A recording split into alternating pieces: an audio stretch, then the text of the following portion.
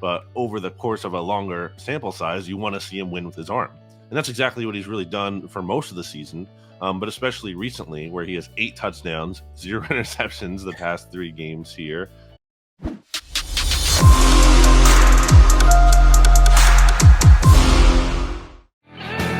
Appreciate you screaming on in here on Birds 365. Jody McDonald, our buddy Tone stepping in for Johnny Mack. Help us round out the show today, and another great contributor here on Birds 365. Our pal from Bleeding Green Nation, Brandon Lee Gowton, jumping in for the final hour. BLG, I want to go here before we go to the game and the 8-0 record the Eagles have put together, just because Tone and I were talking about it before you came on.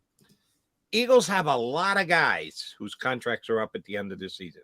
And Howie Roseman has a proven and almost stellar track record of getting some guys done ahead of time so they don't get the free agency. There's about 7 or 8 guys that are key players on this team whose contracts are up at the end of this year and could potentially be free agents. Where does Howie prioritize? Give me the top 2 guys that you think have a chance to get their contract done between now and the end of the season before they get to free agency. Yeah, it's possible. We've seen that happen before. You think back to 2017, they had signed that 1-year deal with Alshon Jeffrey, and then during the season they signed him to an extension. If I'm not mistaken, Tim Jernigan, same thing. They traded for him and then gave him an extension. So certainly there's a precedent for the Eagles doing that. Obviously the downside is okay, they could get hurt in the second half of the season, and then that's not great. But that's also where you're assuming some risk, so the price might be a little better than it is still waiting to the offseason. So, I think Chauncey Gardner-Johnson is certainly a strong candidate, a guy who leads the NFL in interceptions after having that big pick, especially in the Texans game last night. And then another guy, why not ride the hot hand here, who's a bit older, and it's a bit curious how they let him get to this point where he will kind of be a free agent after this year, but Javon Hargrave, who I think is heating up at the right time. So maybe those 2 guys I think would be the top 2 right now. It's so fascinating, BLG. And again, appreciate you for coming on to the show as always. It's so fascinating. We're talking about guys who could potentially get their contracts, but I kind of want to shift it a little bit to guys who have already gotten their money. And we're not really seeing what we thought we would see, in my humble opinion. And I want to know if you can provide some clarity on that for me. A guy in particular that I continue to scratch my head about is Josh Sweat. Josh Sweat got his money, and he had a career year the year he got it. Granted, a career year by his standards, but we expected near to double-digit sack seasons from Josh Sweat.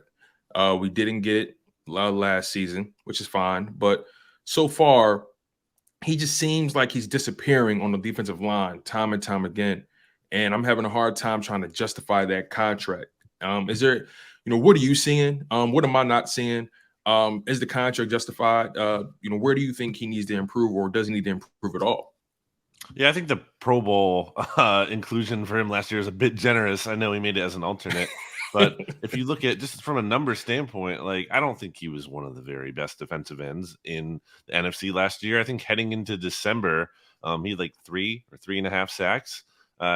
He boosted his stats there at the end with some performances against the Giants and Washington, and both of those teams they're playing their backup tackles that he was going up against. I think Josh Sweat is a nice player, but to your point here, I mean, he doesn't have a sack, and he only has 3 quarterback hits combined in his last 5 games. So yeah, that's not the kind of production you're looking for with the money he has.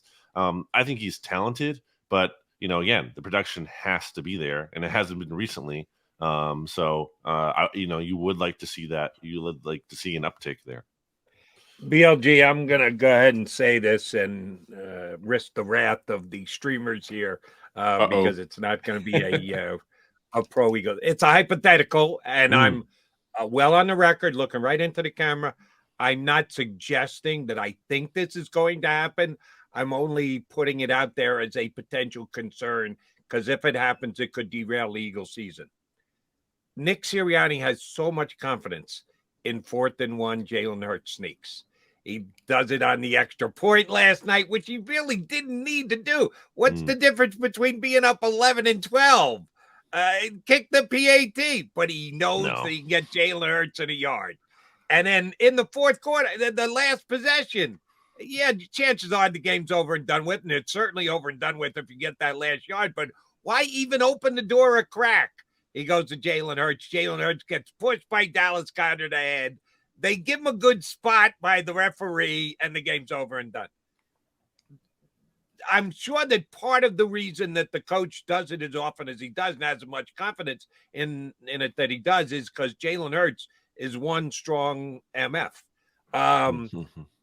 But if Jalen Hurts ever gets hurt on one of those plays and Dallas Goedert comes up from behind and just hits him at the wrong spot in the back to push him forward, Nick Sirianni is opening up himself to get absolutely crucified. Am I just looking for the black lining in a very silver cloud here? Or is this something that someone should go, Nick, we can't afford to lose Jalen Hurts here, and you're putting him a little bit at risk when you're throwing him into the pile of humanity, throwing 5,000 pounds in the middle there, pounding on top of him and trying to stop him. Am I just an idiot or what? I don't think I'd call you an idiot, Jody, but I do think, I think it's easy to take for granted how good the Eagles have been in short yardage. There's a lot of teams out there who aren't this good. So when you have something that works for you like this, I think you have to go with it. Obviously, yes, there is some level of risk, but I think, more often than not, on the whole, worth it. I do like the Eagles going for it there. It's only a yard. If we're all going to talk about constantly how the Eagles have one of the best offensive lines in football, it drives me nuts when people kind of question the decision to go for it. It's like, okay, if you have a really good offensive line, then they should be able to win. And you have a quarterback who can run with power and is super strong. And we talk about that all the time too, about how Jalen Hurts is deadlifting 500 pounds or whatever, then they should be able to get it. And also just, I think there's something to the mentality that builds. It's first of all, for the players, I think it's empowering when Nick Sirianni is the head coach, shows that he trusts these guys. I think there's something to that. I think we saw that a lot with Doug Peterson in the past, and part of why that 2017 team was so good, and that's something players talked about, is that they didn't want to let the coach down because they felt like the coach believed in them. And also, there's something to the mentality of hey, we're going to get this. We're better than you. And the Eagles are better than their opponents and have been all year. So I like it personally.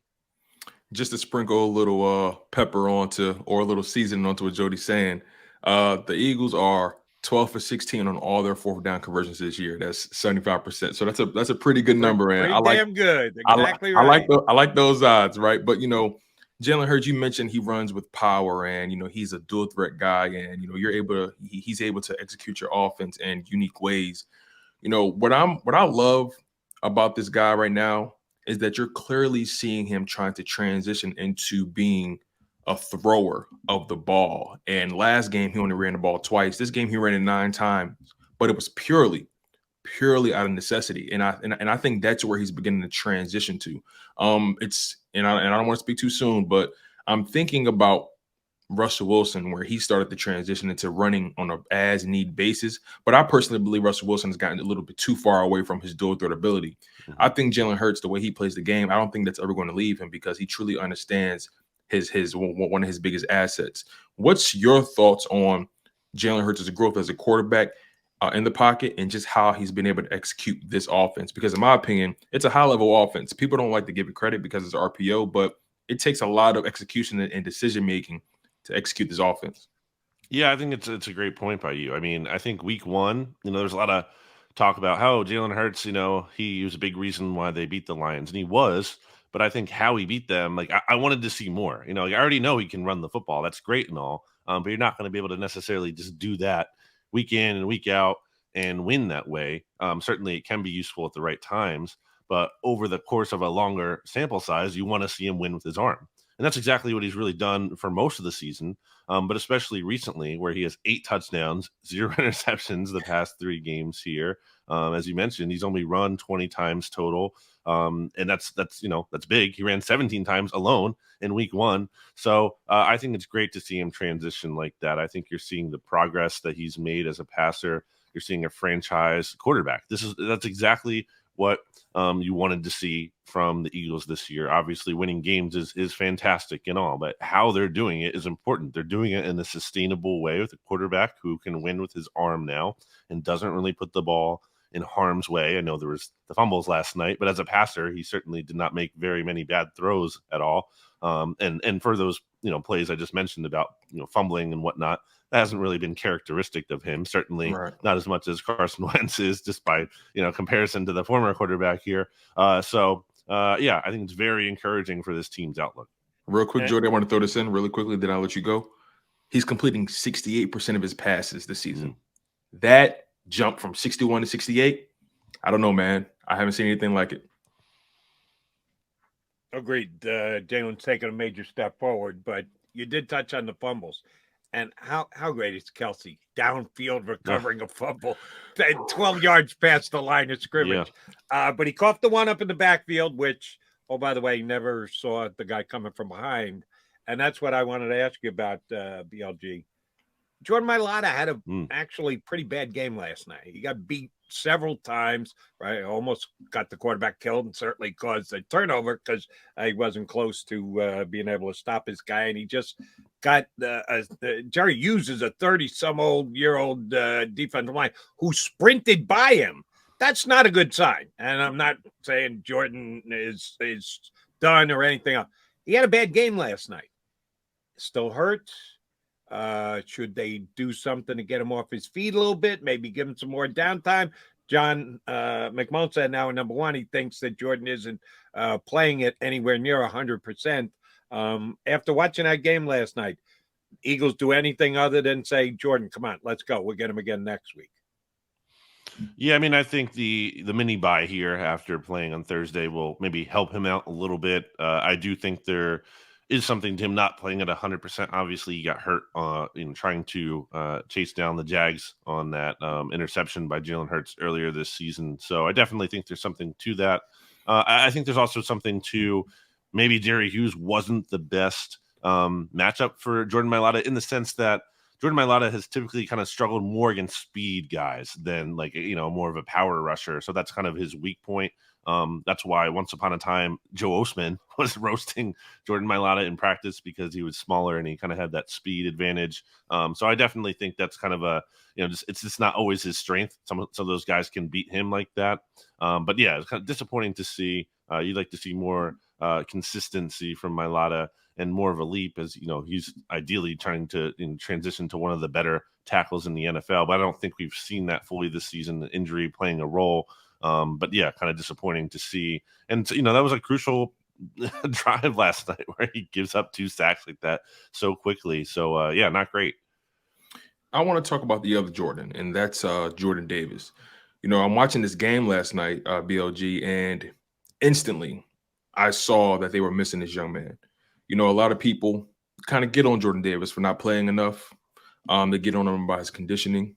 But one thing you can't deny is that man's athleticism and his ability to take up space and take up blockers and create lanes, create space for his linebackers to get in and defend the run.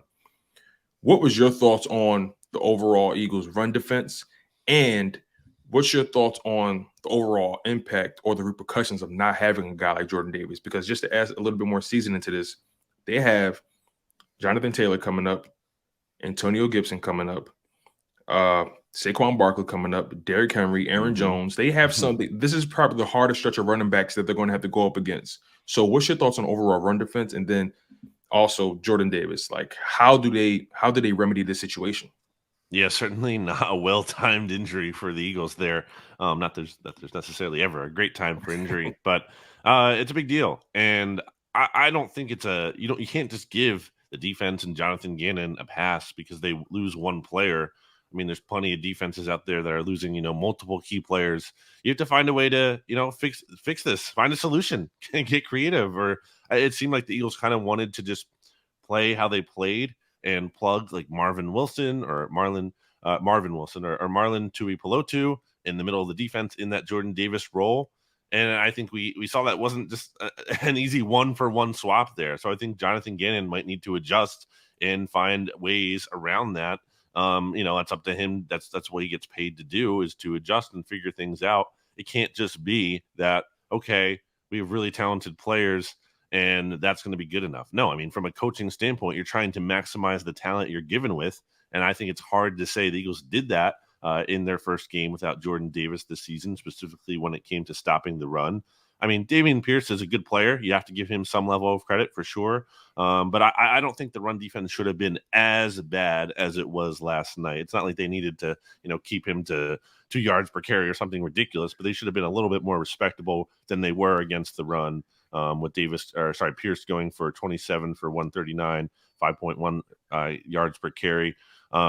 At a long of 36, there were just times where it looked like it was too easy for the Texans, and I think that needs to be an adjustment. Obviously, the Eagles aren't a good tackling team, so that's part of the issue too. I know they lead the NFL in terms of yards after contact per attempt, so that's an issue. And maybe, or I would think it would be even a bigger issue when you're playing on a Thursday night on short rest. If you're not already a good tackling team, you're probably not going to be great on short rest when guys are tired.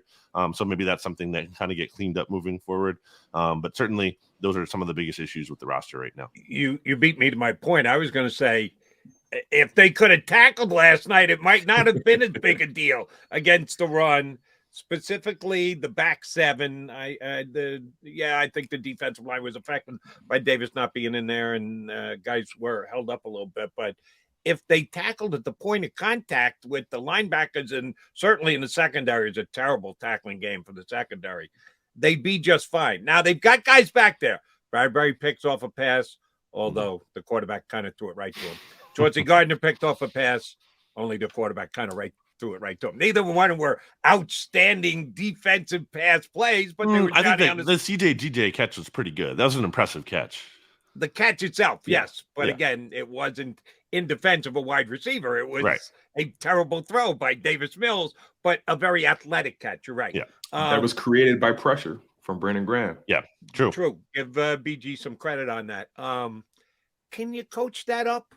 Can you just get them aside? Listen, we love INTs. We're not telling you to stop INT, but we need to concentrate more on tackling, finish, wrap up, get these guys to the ground. Can that be done, something that can be done in coaching over the next month with Jordan Davis out, where they need the D-backs to tackle that much more? Yeah, I mean, I think to the interception point, some of that, is because of how they play. That's like the benefit maybe of playing off sometimes, and the defense that they do. So we've talked about this before. I think it's been brought up a lot how the cornerbacks can have eyes on the ball as opposed to pressing and playing super tight and not necessarily always knowing where the ball is coming. So there's some kind of trade-off there. When it comes to the tackling part, though, I mean, I don't know. I think some of that, this is just who these players are. Chauncey Gardner-Johnson, who again had the very athletic and good catch on the pick. He also had that really bad, I don't even know what he just tried to shove Dameon Pierce to the ground while he's standing up. Like, that's just not even a tackle attempt. There's no attempt to wrap up at all. Not even put a big hit on him, just push him. Like almost if he was along the sideline and trying to get him out of bounds, except he wasn't. He was like the hash mark. So definitely that's just some of what the players are. And again, I think some of it might be a little bit better if they're not on a short week, if they're not traveling on the road. If you're already not a good tackling team, that's not going to help it any better when guys are sore and tired like that. So maybe having some more energy and rest will improve things a bit. But certainly it's something that they need to keep hammering there. They need to tackle better. Maybe more, just rally bodies, more gang tackling, if that's what it has to be. It's certainly something they need to clean up. I have one more question about the defense. I've been really curious about this pass rush, and in my opinion, and I'm really curious to see, what you're seeing as well. This 4-man pass rush, in my humble opinion, hasn't been as effective as I would like it to be. And it seems like most of the sacks come with 5-man fronts because you're putting guys in a lot more one-on-one situations. But there's a lot of money on that defensive line, and there's a lot of talent more than anything. I personally feel like there's too much talent on this defensive line for them to be not as effective with just rushing 4 guys. Now, I guess my question to you is that on the players? Is it their lack of execution? Is it the coaches? Is it the mentality that they're being instilled with by Tracy Rocker and Jonathan Gannon? What say you? I would push back a little bit on, the pass rush, being I don't know if you said disappointing, but like maybe not being exactly what you want. I don't know where the number is at right now after last night's game, but I know entering last night, the Eagles had the most sacks they've had, I think, with 23 through 7 games since 2009. So they're like from a historical clip, they're at a good rate here. That's not to say I think, okay, they could be doing a bit better, sure. But I do think you're seeing improvement. Javon Hargrave is heating up, and that's a big deal. I think he's a player who's kind of been streaky, and I think part of that's been through due to injury with him in the past. He said last night that the bye week really helped him, and sure enough, he lit it up against the Steelers. And now he had this big game against the Texans. So if he's coming on here, I think that's a really big deal, especially with Jordan Davis out, to be able to generate that kind of pressure. So I think Robert Quinn, as he gets more used to playing in this defense, I think that's a big deal. And even with him, maybe not being what he used to be, one of those Javon Hargrave sacks last night was potentially made possible by Robert Quinn, who kind of drew a double team at the first there and allowed Hargrave to get a one-on-one matchup and take advantage of that. So I'm not really too worried about the pass rush.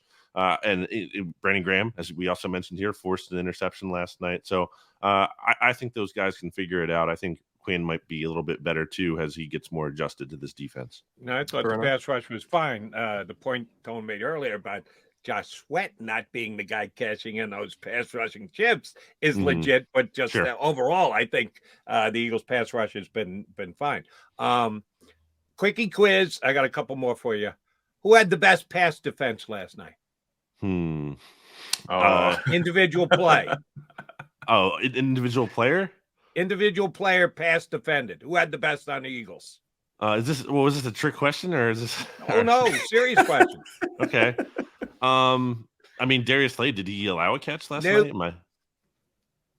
He did? No, I'm just saying he didn't have the best pass defense last night. Wasn't Darius Slade? It sounds rhetorical. That's what you're talking about. What's that? Are you trying to get me to say Hassan Reddick? Yeah, so that's exactly what I'm trying to get you to say. Okay. Mr. Overhang, who can't play linebacker and was misused by the Arizona Cardinals because they played him at linebacker, made a hell of a play on a pass defense last night. Yeah, right before the James Bradbury interception too, right? I think right before the Hargrave sack. The Hargrave sack that set the Texans up into 3rd and 19, and then there was the pick from there. But yeah, that's a result. Or that's a play where I think you like the result, but I don't think you still love the process. I love the process because I love the result. Good on Hassan Reddick. Good for him. Good for him, but I don't want to see him doing that a ton. Great job, great play by him. But don't want him in coverage every other play. You're right, but once in a blue moon, sure. And that's why I don't think Davis Mills was ready for that because he didn't believe that one of the overhang players, the defensive end, basically was going to be out there being able to swat that ball down the way he did. Sometimes the destination is more appealing than the journey. Exactly the way it played. All right, we got 11 days before the Eagles get back out onto the field. And it's the Commanders coming to town, the Taylor Heineke-led Commanders coming to town. We know they beat them easily early in the season with Carson Wentz having a typical Carson day, going down way too easy and way too often. And I'm not trying to take credit away from the Eagles' defensive line that day because they were great. Taylor Heineke give you a moment to pause at least for this next game? Or should we just move ahead 12 days and go, now we can talk about the 9-0 Eagles? I think Taylor Heineke is certainly more threatening from Carson Wentz from a standpoint of with Wentz, and this is what I said going into that Week 3 game. The mistake is going to happen. It's going to happen at some point. He's going to fumble. He always does it. So you're kind of just waiting for that bad thing to happen. Or with Heineke, he certainly has his limitations, but I feel like his teammates believe, and he believes, and the coaching staff believes that you enter a game with a puncher's chance with him. You're probably going to be the underdog, but maybe he can kind of just do just enough to kind of give you a chance. He plays with some moxie. I think there is something to that. At the end of the day, I'm not really buying the Commanders are back just because they won their last 2 games here. And I know getting Chase Young back is a big deal, so I'm not going to downplay that part of it. But from a standpoint of their last 2 performances, they beat the Packers, but the Packers are in a very bad shape right now. And they do not look right at all. I think that that loss speaks more about the Packers than it does about the Commanders being great. And also the same thing for the Colts. I mean, the Colts had a lead in that game until the end. They blew it. And I think that kind of speaks to where the Colts are right now. So credit to the Commanders for taking advantage of those bad and struggling teams. But I also think they're not very good. And if I'm the Eagles, I'm not really too scared of them. I think the Eagles will clearly be big favorites in that one at home in Philly on Monday Night Football. And I fully expect them to win. They're double-digit favorites, I'm sure, by the time the game rolls around. All right, but last thing, I was going to wrap up there. Did you have a slip of the tongue, or was that one of the greatest football turns of phrases I've ever heard? I asked you about the Commanders, and you said, well, they have a punter's chance. I've always said puncher's chance. You said punter's chance, and I'm going, damn, no, he misspoke. Oh, no, that works too. Damn, I've never heard anybody say that. That's great. Which was it? Well, I mean, they do have didn't they have like the NFC Special Teams Player of the Month or whatever too? Tress Way is a really good punter. He's like one of the best punters in the NFL. It's one of the best things Washington is going for them. So maybe I did say it on purpose. Or was it a Freudian slip is what I guess. Yeah, I'm there you at, go. But I loved it. I'm going to steal that. I'm going to use that, BLG, if that's okay with you. Sure, go ahead. Hey, Jody, can I sneak one more in on BLG? Dropping knowledge on us as he always does. BLG, thank you for coming on. We'll get you on in a couple of weeks. Hopefully the Eagles are still undefeated when we get you back on. Thanks for jumping in with us today.